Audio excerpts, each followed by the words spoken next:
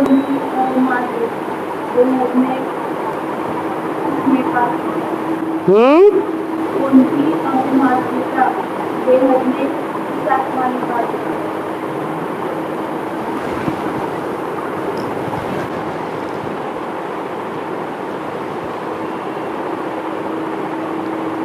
कहते हैं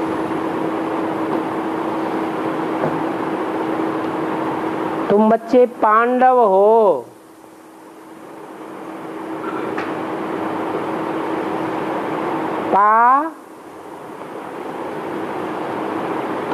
आ का डंडा लग गया, एक मात्रा बढ़ गई। पांडव किसके बच्चे हैं? पंडे के बच्चे।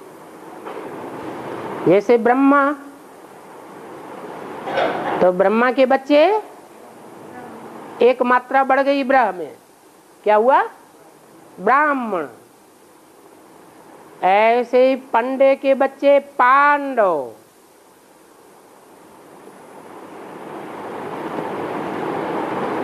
तो पंडा तो एक है, फिर पांडव कितने बताए? 5 पांडव बताए।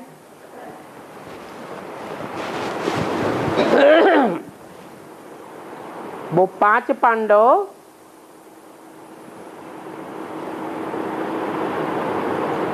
स्वदेशी थे, स्वस्थिति में रहने वाले थे, या कौरवों यादवों की तरह ज्यादा बेभान में रहने वाले थे? स्वस्थिति में रहने वाले थे, परंतु 5 पांडवों की माता एक थी या 2 है? 2 माताएं थी। एक का नाम कुंती और एक का नाम माद्री।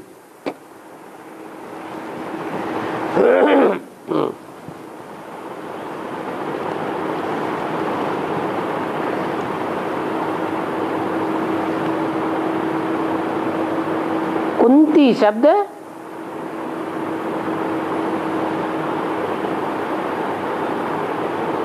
कुंत शब्द से निकला है। ऊंची स्टेज में उड़ने वाली,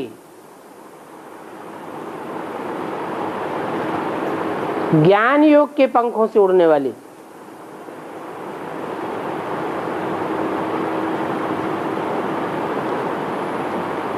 तो जो ज्ञान योग से ऊंची स्टेज में रहेगा,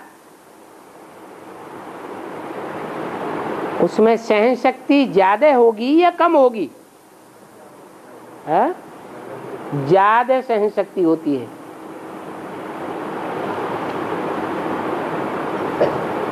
जिसमें ज्यादा सहन शक्ति होती है, वो दुख देने वालों के बीच में भी रह करके प्रसन्न रहेगी या दुखी रहेगी? वहां भी प्रसन्न रहेगी,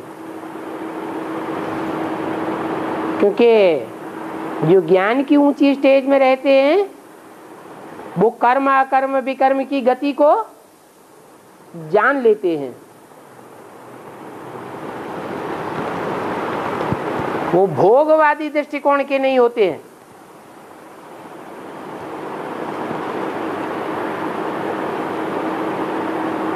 तो कुंती का सारा जीवन कौरवों के परिवार में रह करके बीता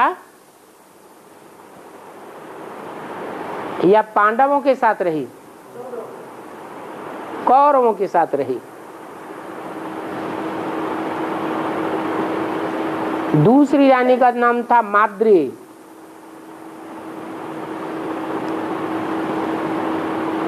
मध्य देश से आई।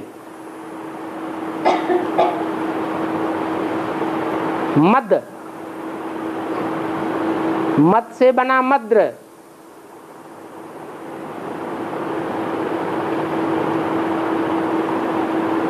उससे बना माद्री,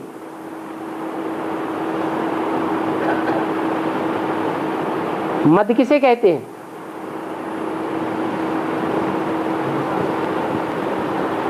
मद माते न बनो, मद माने नशा, देह अहंकार का नशा होता है, उसका नाम रहा माद्री। 5 पांडवों का मतलब 5 पांडव नहीं थे सिर्फ, ये कैटेगरी बताई गई है भारतवासियों की।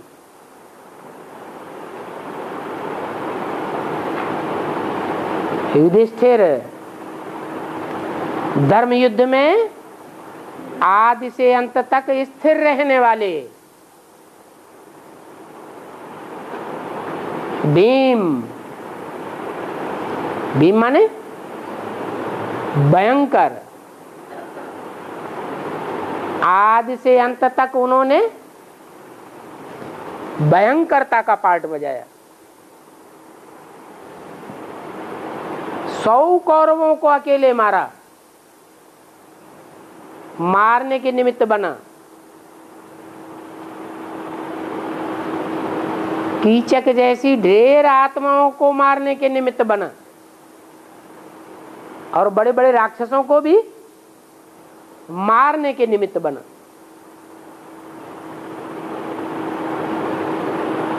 तो जो भयंकर भयंकर कार्य होता था वो करता था।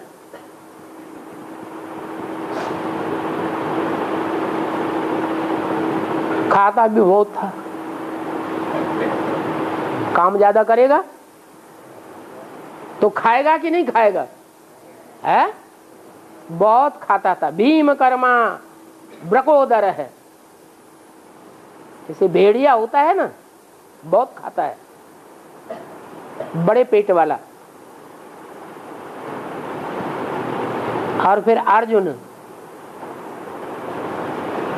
तीखा पुरुषार्थ का अर्जन करने वाला।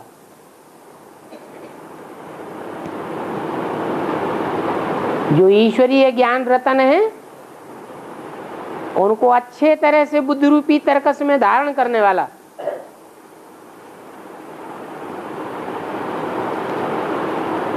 श्रेष्ठ पुरुषार्थी।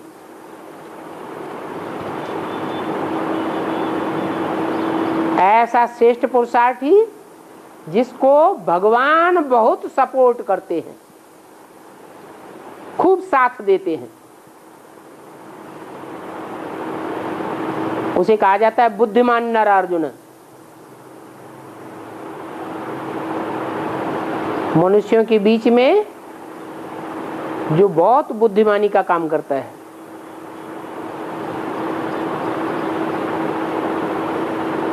ये एक कैटेगरी हुई। और भारतवासियों की दूसरी कैटेगरी है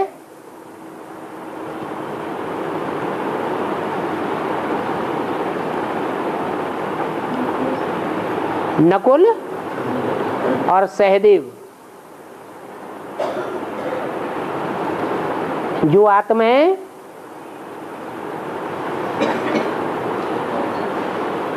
अपने 84 के चक्र के बीच में ऐसा पार्ट बजाती है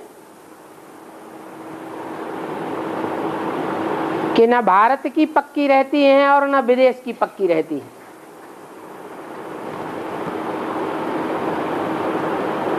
जब तमो प्रधान बनती हैं तो भारतवासियों को छोड़ देती हैं और विदेशियों का पल्ला पकड़ लेती हैं। विदेशियों के चक्कर काटने लगती हैं। कौन है वो? है कौन?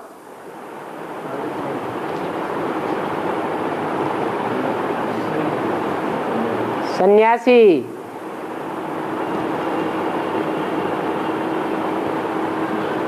और जब सतो प्रधान होते हैं तो ऐसे देखने में आते हैं जैसे पक्के भारतवासी त्यागी तपस्वी हैं। इसलिए न स्कूल के हैं पक्के, न उस कुल के हैं पक्के।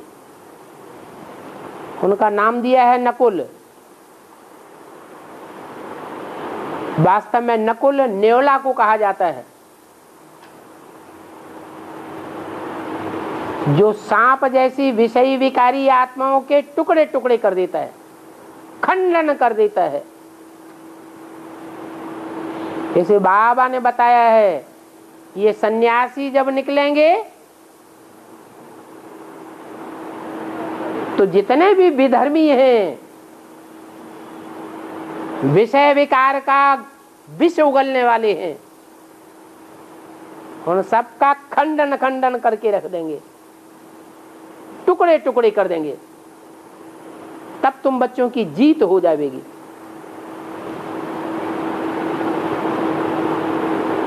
ऐसे भारतवासियों की भी पावरफुल आत्माओं की कैटेगरी है,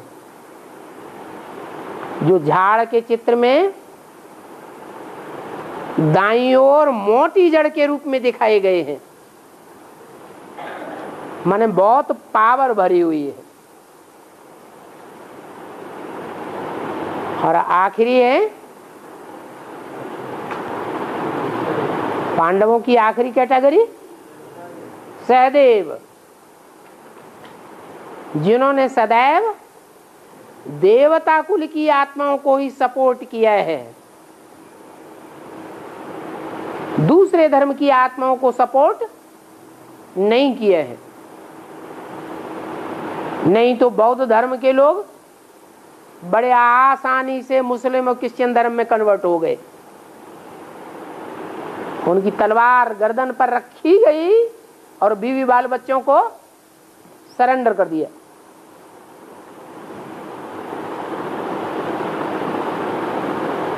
जैसे कि आर्य समाजी, जहां देखी तबाबा रात वहीं बिताई सारी रात, सब धर्मों में कन्वर्ट होते रहे।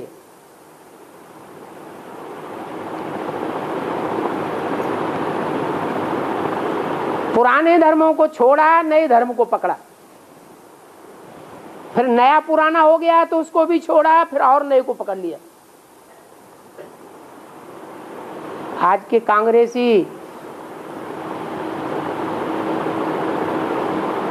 राजनीति के नेता क्या करते हैं? एक पार्टी में पक्के रहते हैं या पार्टियां अवसरवादी बनकर के पलट देते हैं। जैसे कि उन्हें धर्म से कुछ लेना देना नहीं। तुम कोई भी धर्म को फॉलो करो, हमारा तो धर्मनिरपेक्ष राज्य है। जैसे कि अधर्मी बन गए, मौका परस्त होने के कारण नए नए धर्मों को पकड़ते गए, पुराने पुराने धर्मों के ऊपर से आस्था हटती गई, तो किसी भी धर्म पर उनको आस्था पक्की है नहीं बैठी। धर्म के ऊपर से आस्था ही उखड़ गई। भगवान के साकार स्वरूप से आस्था ही उखड़ गई।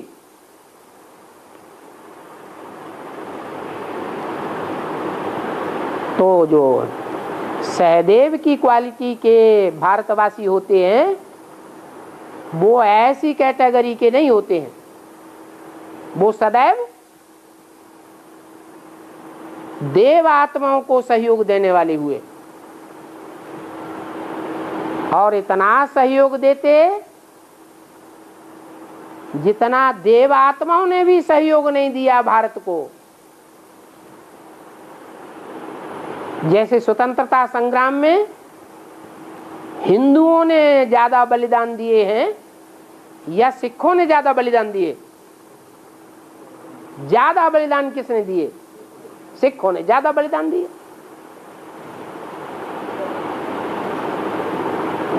तो अगर इनकी बुद्धि में बात बैठ जाए तो ये सपोर्ट सिर्फ देवता धर्म की आत्माओं को करते हैं। दूसरे धर्मों से सदैव इन्होंने टक्कर ली है।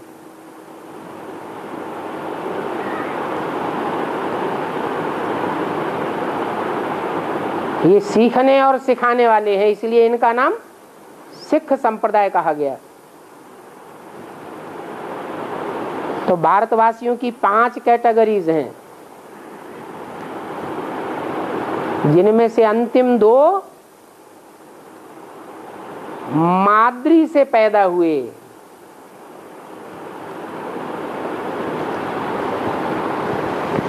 अहंकार बहुत होता है। काहे का अहंकार? देह का अहंकार। और मोटे ताजे हष्ट-पुष्ट भी होते हैं। काहे से? हैं? देह से। तो 2 माताएं हैं, तो 2 प्रकार के पांडव हुए। लेकिन आपस में प्रेम प्यार बहुत है।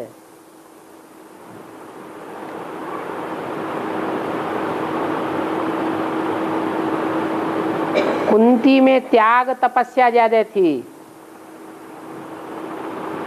तो उससे पैदा हुए बच्चों में भी त्याग तपस्या ज्यादा रही।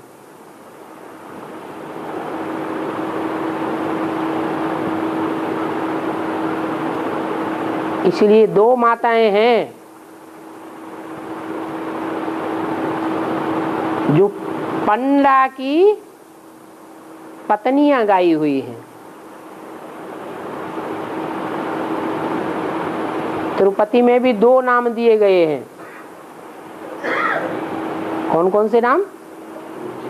पद्मावती और श्रीदेवी। शास्त्रों में जो कथाएं आती हैं,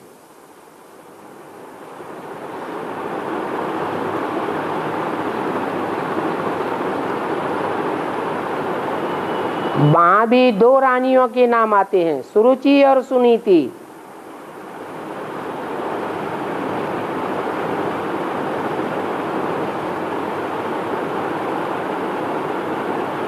उत्तानपाद राजा के 2 रानियां थी।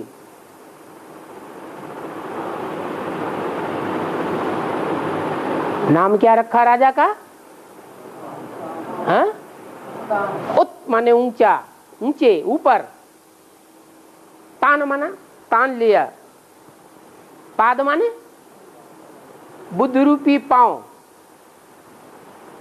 बुद्ध रूपी पांव को जिसने ऊपर टांग दिया या तान दिया। सदैव बुद्ध रूपी पांव जिसका ऊपर ही धरा रहे, वो कौन सा राजा हुआ है? कोई तो आत्मा होगी ना,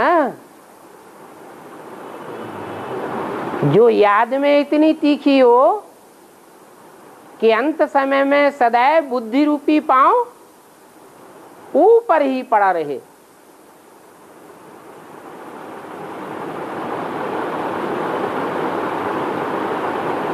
तो वही प्रजापिता की बात है, उसी को पंडा कहा गया है, जिसमें रास्ता बताने वाला प्रवेश करता है। उसी को शास्त्रों में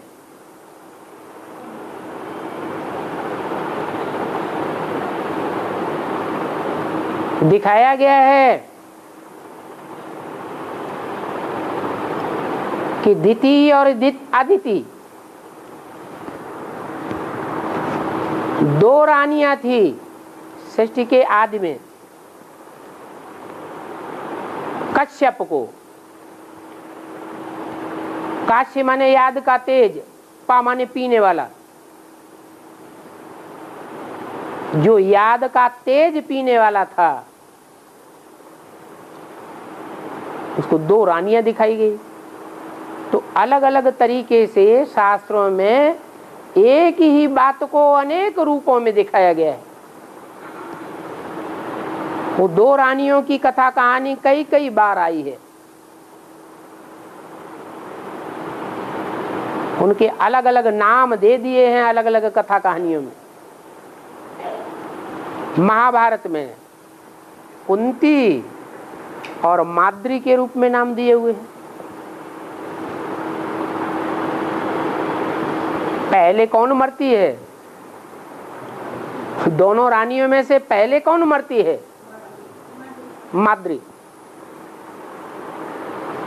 अनिश्चय बुद्धि होकर मरती है या देह से मरती है? अनिश्चय बुद्धि होकर मरती है। तो कथा कहानियां सारी यहाँ की हैं।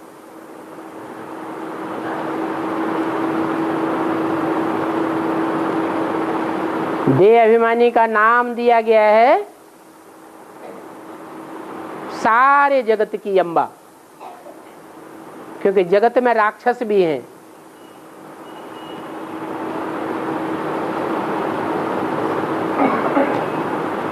राक्षसों का कंट्रोलर कौन बनेगी? है बाप तो सदैव प्यार का सागर होकर रहता है, फिर वो राक्षसों को कंट्रोल कौन करेगा? है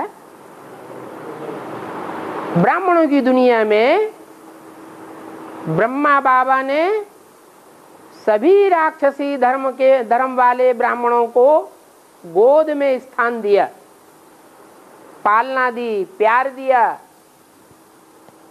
जिनको प्यार दिया वो ऐसे ऐसे खतरनाक निकले जिन्होंने ब्रह्मा का ही हार्ट फेल किया। तो ब्राह्मणों की दुनिया में ब्रह्मा के साथ ऐसे खतरनाक बच्चों का हिसाब किताब तो बना ना, कि नहीं बना? बना। वो हिसाब किताब कब पूरा होगा?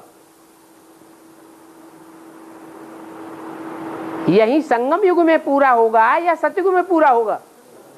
संगम युग में ही पूरा होता है। वही ब्रह्मा की सोल फिर निमित्त बनती है जगदम्बा के रूप में। शास्त्रों में दिखाया हुआ है कि जगदम्बा जब असुर संहारिणी बनती है तो धर्मराज उसके हाथों में क्या देता है? धर्मराज काहे से सजा देता है? अरे मुरली ने बोला हड्डी हड्डी तोड़ दूंगा, है? तो हड्डी हड्डी काहे से तोड़ेगा? है? अरे कौन सी चीज का प्रहार होता है तो हड्डी टूटती है? गदा हो, डंडा हो तो हड्डी टूटती है ना।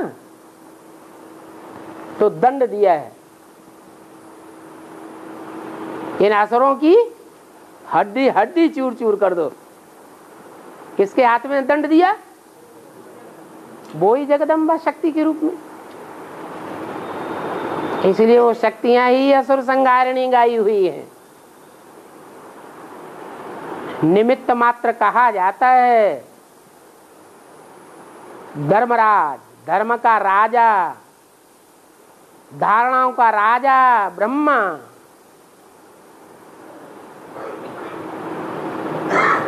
जैसे शंकर के लिए कहते हैं शंकर द्वारा विनाश, परंतु शंकर तो करता नहीं है। प्रैक्टिकल में वो कार्य करता कौन है? हैं? शक्तियां ही करती हैं। शक्तियों में भी खास निमित्त वो हैं जो रुद्रमाला के मणके हैं।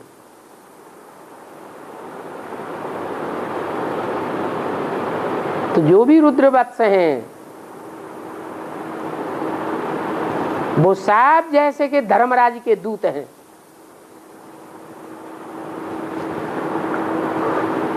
और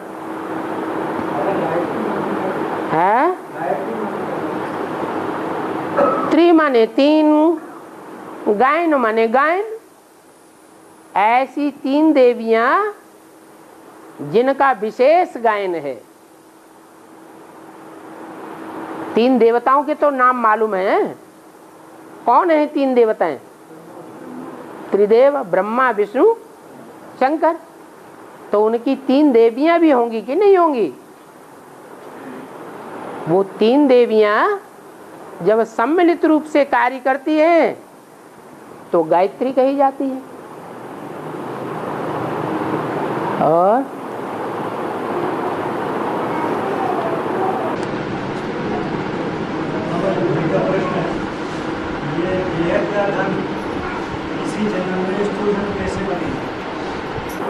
बेहद का धन, बेहद का धन माने ज्ञान धन। जो ज्ञान धन है जो सिर्फ ईश्वर से मिलता है, ईश्वर के अलावा और जो भी देने वाले हैं वो सब अज्ञान देने वाले हैं या ज्ञान देने वाले हैं।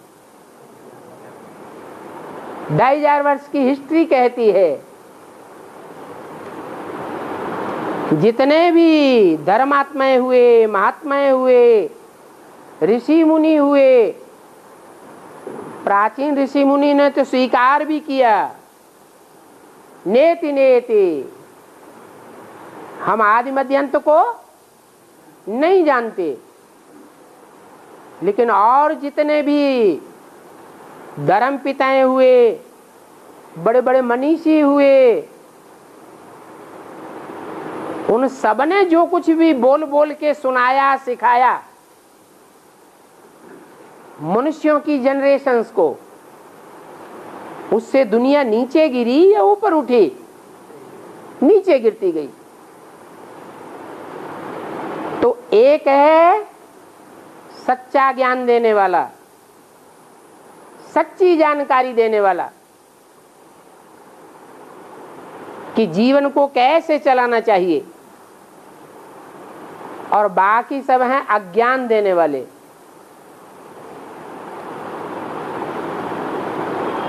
तो जो ईश्वर आकर के ज्ञान धन देता है, उस ज्ञान धन को अव्वल नंबर में धारण करने वाले,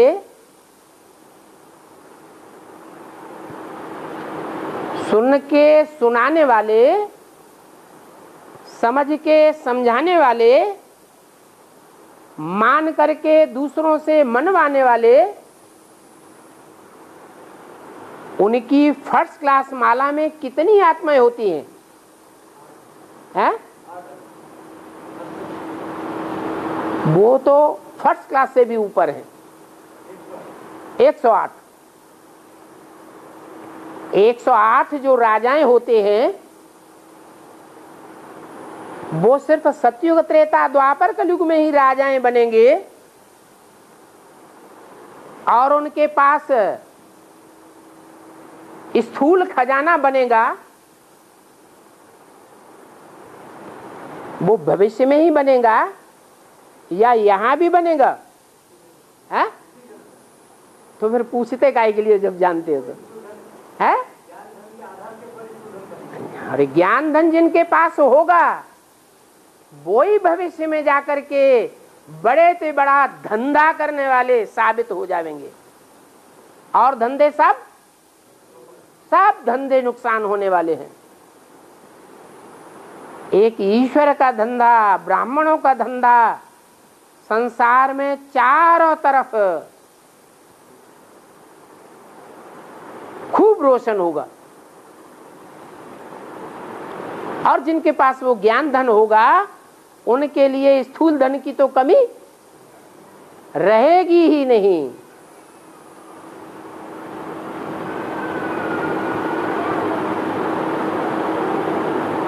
इस बात पर निश्चय न होने के कारण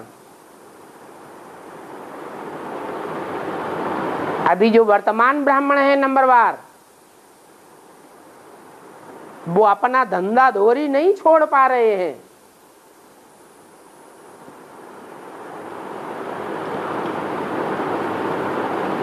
विनाशी धंधों में ही तन, मन, धन, समय, संपर्क और संबंधियों की शक्ति लगा रहे हैं।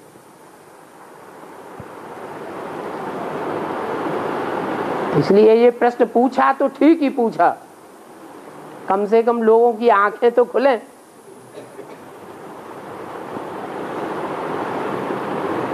और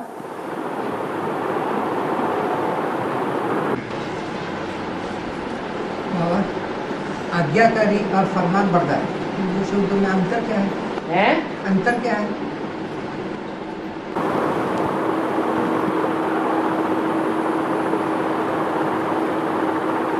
बाप होता है संबंध, एक गुरु संबंध होता है।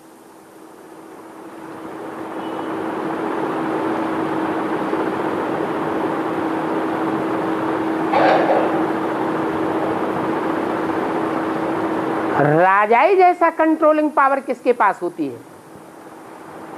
गुरु के पास होती है या बाप के पास होती है?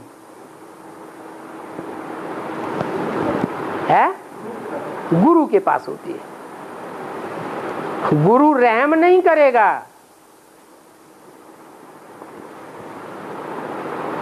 क्योंकि जो शिष्य है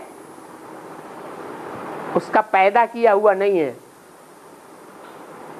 उसके पैदा करने में उसने ताकत शक्तियां नहीं लगाई हैं, पालना करने में शक्तियां नहीं लगाई हैं, तो कोई मोह उतना नहीं रहता है। जैसे कि राजा होता है और राजा की प्रजा होती है, वो प्रजा राजा के बच्चे हैं या नहीं है?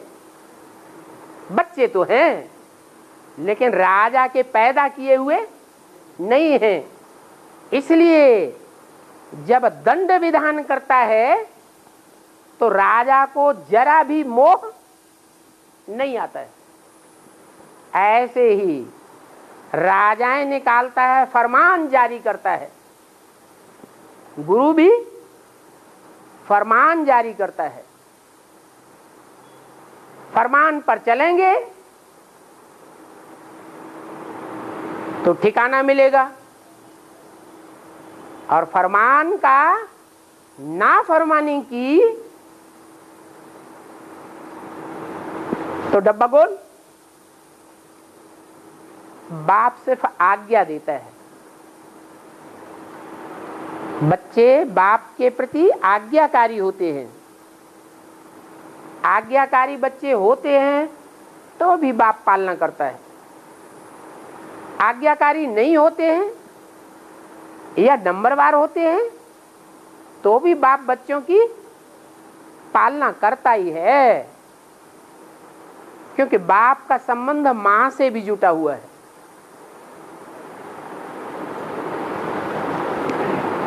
बाप में मोह नहीं होगा, लेकिन मां के अंदर तो मोह होता ही होता है। मां कैसे भी अवज्ञाकारी बच्चे को अपनी गोद से अलग नहीं कर सकती। तो 4 संबंध हैं, और 4 संबंधों में 4 प्रकार के फॉलो करने के लिए नियम हैं। एक है बाप का संबंध है, टीचर का संबंध है, गुरु का संबंध है, और पति पत्नी का संबंध है। पति पत्नी के संबंध में वफादारी चाहिए।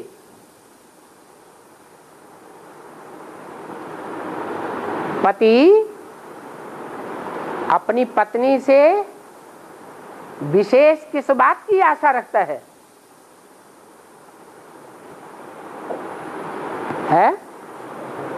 वफादारी की आशा रखता है।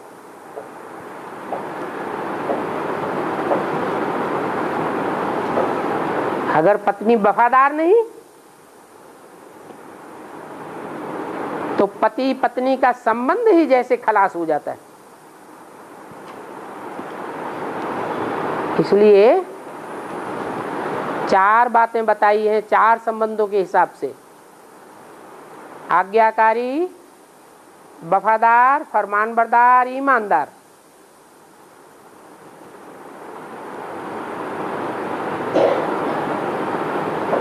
ये चार विशेषताएं अगर हैं, चार संबंधों के हिसाब से,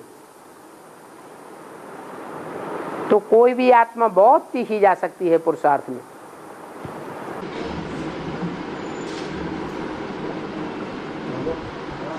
एक वार्तालाप में कहा है, शंकर प्रेरणा देता है शक्तियों को और विनाश कराता है।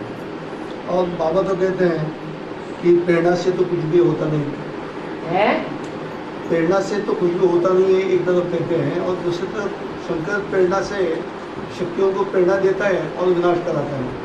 कब? दो बातें भी। कब?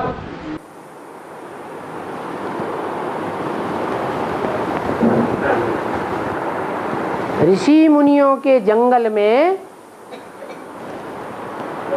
शेर बकरी एक घाट पानी पीते थे।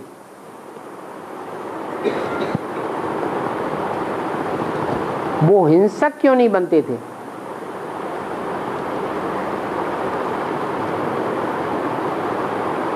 वहां शेर को ऐसी प्रेरणा किससे मिलती थी जो गाय या बकरी की हत्या नहीं करता था?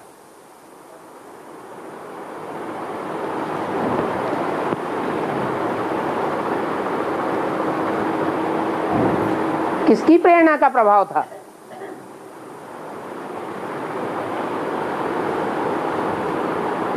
किसके वाइब्रेशन का प्रभाव था?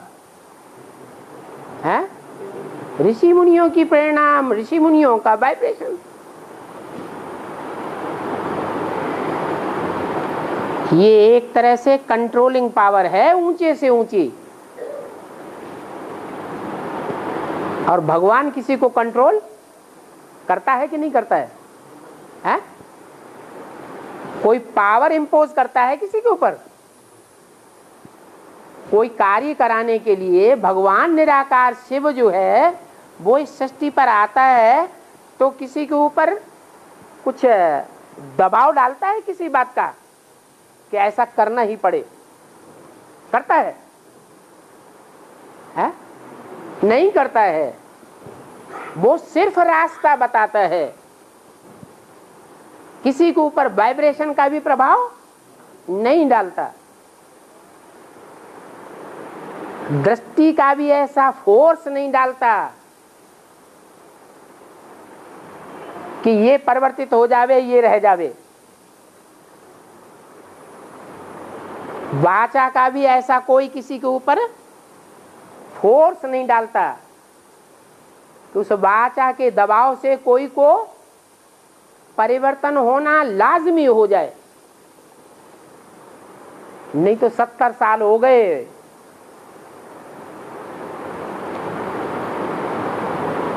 ज्ञान सुनाते सुनाते,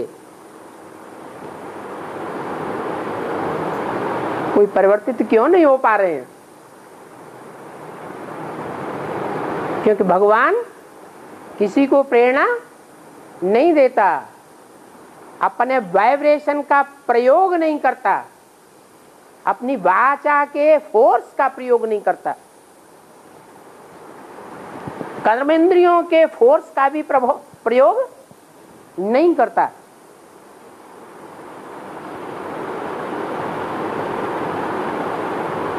अगर ऐसा करे तो बल का प्रयोग करने वाला बलात्कारी कहा जाएगा या सहज योग सिखलाने वाला कहा जाएगा? है? बलात् किसी से जबरदस्ती कार्य कराना ये तो अच्छी बात नहीं है। बलात्कारी मनुष्य आत्माएं हो सकती है या भगवान हो सकता है? मनुष्य हो सकते हैं। और जो त्रिदेव है वो सदैव देवता रहते हैं कि कभी मनुष्य भी होते हैं। है? मनुष्य भी होते हैं। वो सदैव अगर देवता रहे तो उनकी जो पैदाइश होगी वो देवताई पैदाइश होगी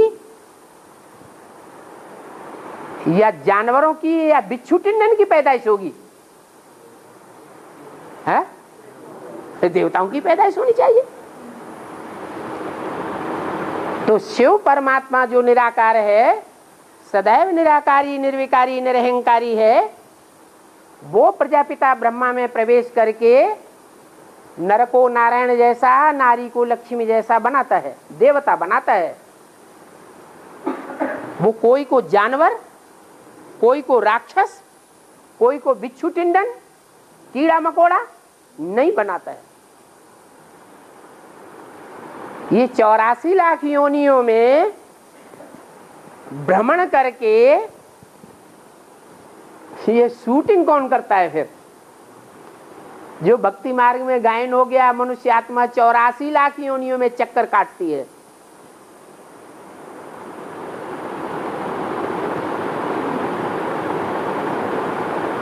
किसकी यादगार है? मनुष्य आत्मा ही ऐसे कर्म करती है। ऐसे जानवरों के, बिच्छू टिंडनों के स्वभाव संस्कार धारण करती है।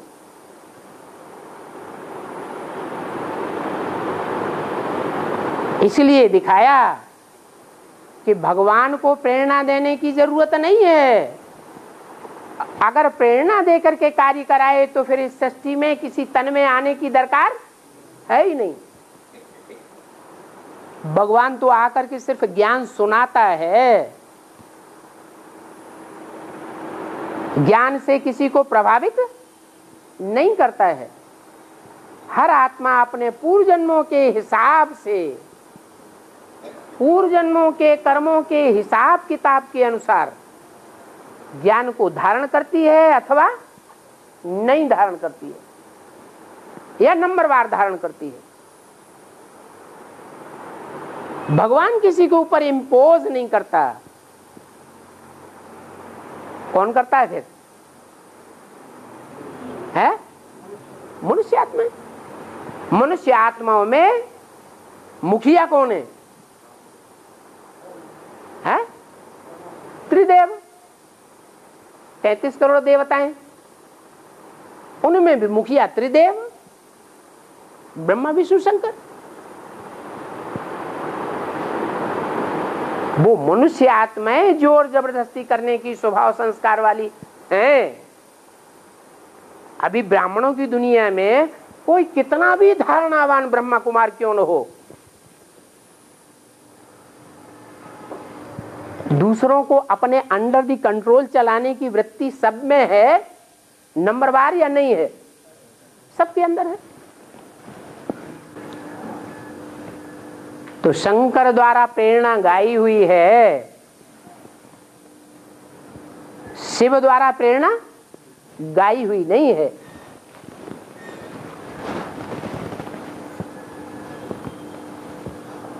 और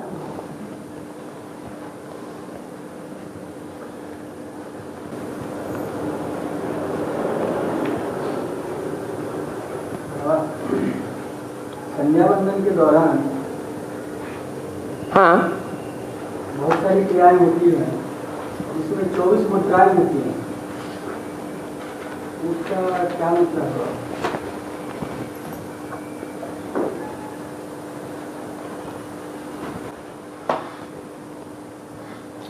कौन कौन सी 24 मुद्राएं होती हैं? मत्स्य होता है, मत्स्य होता है, लिंगम, सम्मुखम, हाँ, इस तरह से मत मुद्राएं होती हैं। हाँ? और भी मुद्राएं होती है, इस तरह से 24 मुद्राएं होती हैं। वो संध्या कोई होती है, सवेरे को नहीं होती? सवेरे को भी होती है। तो पूछने का मतलब क्या है फिर? तो संध्या वंदन में जो ये मुद्राएं होती हैं, हाँ, उसका बेहद में क्या मतलब है, क्यों करते हैं? ये जो संध्या वंध्या जो बंधन होता है वो भगवान की याद की प्रक्रियाएं बनाई है भक्ति मार्ग में। ये हठ योग की प्रक्रियाएं हैं या राजयोग की प्रक्रियाएं हैं? हठ योग की प्रक्रियाएं हैं, मनुष्यों की बनाई हुई प्रक्रियाएं हैं। राजयोग का तो उनको पता ही नहीं है कि भगवान ने आकर के जब राजयोग सिखाया था तो सीखने वाली जो मनुष्य आत्माएं थी उन्होंने अलग अलग प्रकार के स्वभाव संस्कार धारण किए हुए थे। मत्स्य माने मछली, कोई मछली जैसा स्वभाव संस्कार धारण करने वाली भी होते हैं। मछली क्या करती है? मत्स्य न्याय प्रसिद्ध है। बड़ी मछली छोटी मछली को खा जाती है।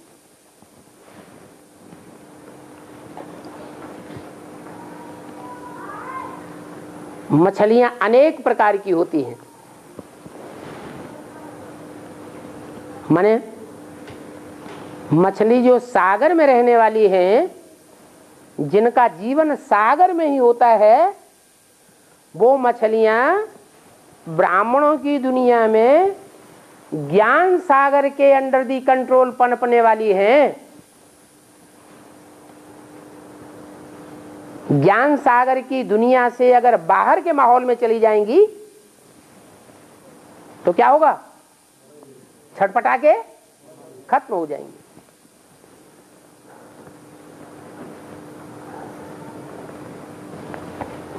तो इस तरह का स्वभाव संस्कार धारण करने वालों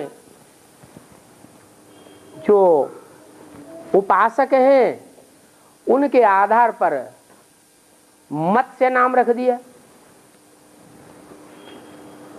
जो भी नाम दिए हैं वो काम के आधार पर दिए हैं या ऐसे ही दे दिए हैं? काम के आधार पर दिए। भक्ति मार्ग में स्थूल बातों को उठा लिया है। वो स्वभाव संस्कार तो धारण करने वाली बात नहीं आई। क्या किया उन्होंने? शरीर का जोड़ गांठ करके ऐसा रूप बनाया जो नाम पड़ गया मत्स्य। और जैसे आसनों के नाम रख दिए हैं, ये भी तो हठी हो गए। भुजंगासन, भुजंग माने है सर्प। देखने में ऐसे लगता है, शरीर का ढांचा ऐसा बना देते हैं जैसे सांप। सारा शरीर नीचे पड़ा हुआ है और छाती, गर्दन और सर ऊपर उठ गया, तो नाम रख दिया मत्स्यासन, वो भुजंगासन। ऐसे ही मछली का रूप बना लेते हैं। शलभासन,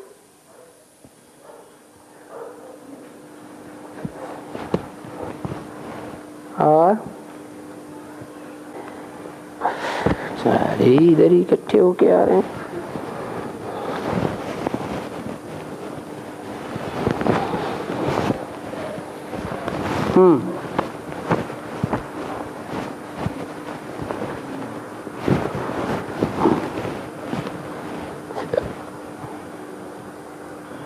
प्रश्न आया है, लक्ष्मी का पुत्र गणेश जैसा क्यों दिखाते हैं? अभी थोड़ा सा इसका जवाब मिल गया कि नहीं मिल गया है? गणेश माने जानवर जैसा मुख क्यों दिखाते हैं? लक्ष्मी का पुत्र है। लक्ष्मी तो देवी है ना, तो देवी का पुत्र देवी देवताओं जैसा होना चाहिए या जानवरों की सूरत वाला होना चाहिए? है देवियों जैसा होना चाहिए। फिर कैसा दिखाते हैं? हाथी जैसा मुखड़ा क्यों दिखाई दिया? अभी जवाब दिया कि नहीं दिया? हाँ, किस लिए? क्योंकि ब्राह्मणी की संगम युग दुनिया में जो त्रिदेव हैं और उनकी सहयोगिनी शक्तियां हैं, जब पुरुषार्थ करती है देवी देवता बनने का, तो उस समय एकदम देवी देवता बन जाते हैं या पुराने 63 जन्मों के संस्कार प्रत्यक्ष होते रहते हैं बीच बीच में? है जानवरियत के स्वभाव संस्कार ब्राह्मणों के जीवन में लक्षित होते हैं या नहीं होते हैं? होते हैं। तो जो जानवरियत के संस्कार लक्षित हो गए उससे फिर ऐसी रचना तैयार हो जाती है जानवरों जैसी।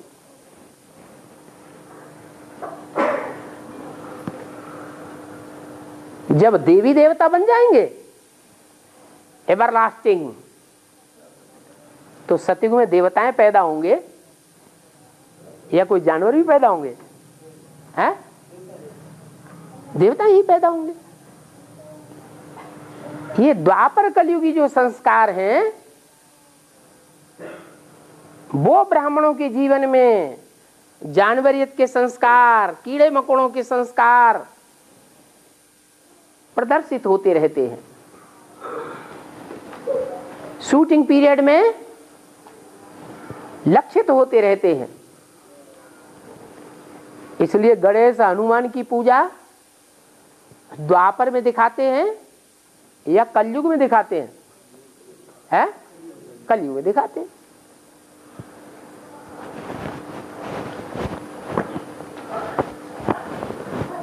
नहीं नहीं,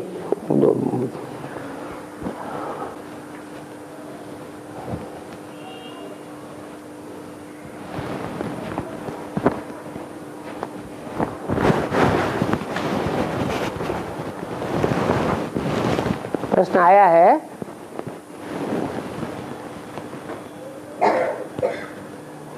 कि ब्रह्मा से असुरों ने तपस्या करके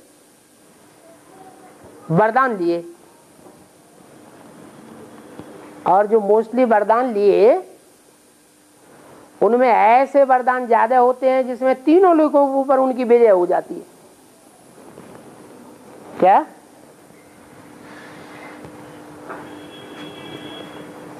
स्वर्ग में भी राक्षस राज्य कर लेते हैं, पृथ्वी पर भी राज्य करते हैं, और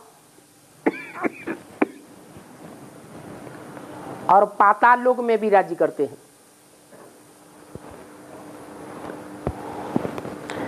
तो इसकी शूटिंग कैसे होती है?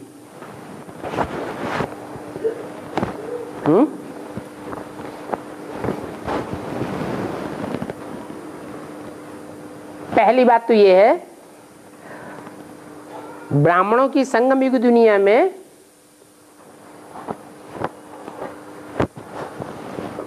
ब्रह्मा से वरदान पाने वाले असुरों की संख्या कहां ज्यादा दिखाई पड़ रही है? हैं? ब्राह्मणों की संगम युग दुनिया में। ये सीढ़ी के चित्र में साबित तो हो गया कि सन 76 से ब्राह्मणों की संगम युगी दुनिया में 9 कोटि के ब्राह्मण हैं, 9 कैटेगरी के। राक्षसी ब्राह्मण में भी हैं और श्रेष्ठ ब्राह्मण भी हैं। सन 76 से पहले सारी ही ब्राह्मणों की दुनिया में सिर्फ राक्षसों का राज्य था। देवताओं का राज्य था या नहीं था? हैं? नहीं था। ज्ञान के आधार पर जब राक्षसों का राज्य था तो उन्होंने वरदान ले लिए। किससे? हैं? ब्रह्मा से वरदान लिए।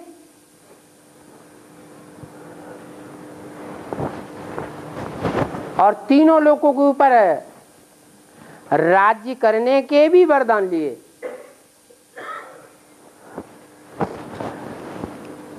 तो अभी ब्राह्मणों की संगम युगी दुनिया में दुनिया वालों को जो स्वर्ग दिखाई पड़ता है,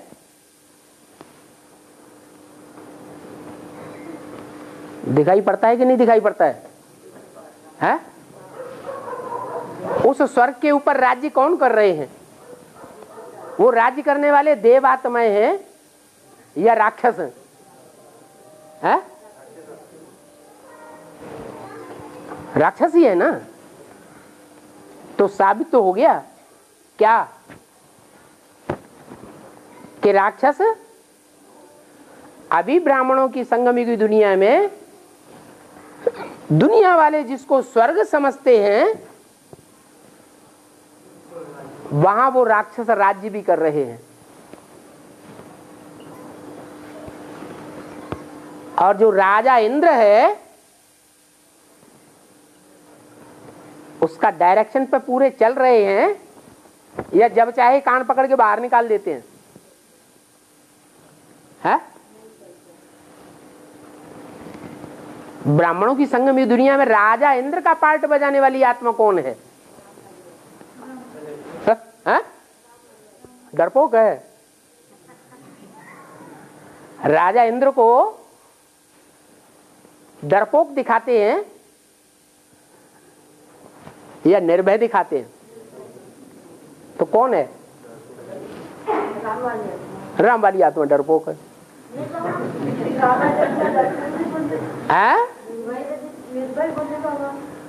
निर्भय माने किसी का भय नहीं।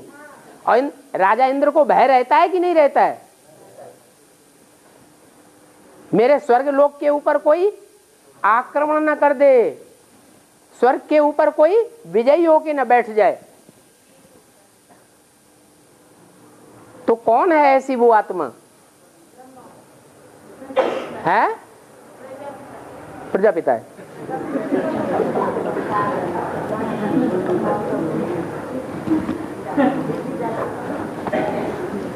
प्रजापिता बहुत भयभीत है।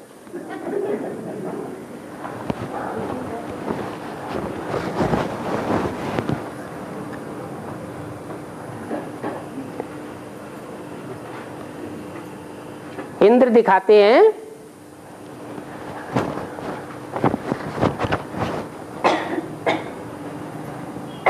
कि स्वर्ग पर राज्य करने का अधिकारी तो था या नहीं था?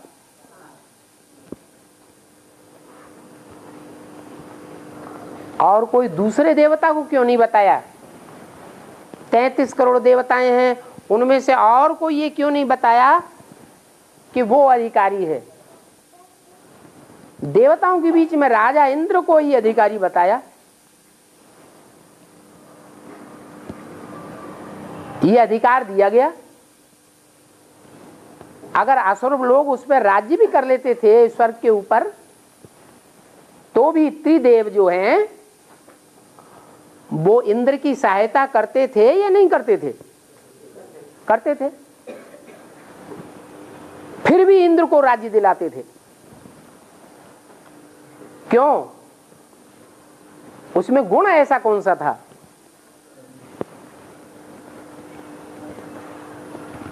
है?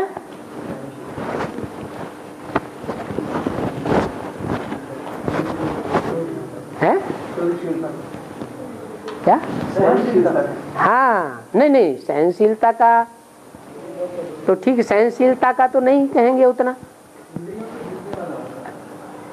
हाँ, इंद्र नाम ही तब पड़ता है जब इंद्रियों को जीतने वाला बने।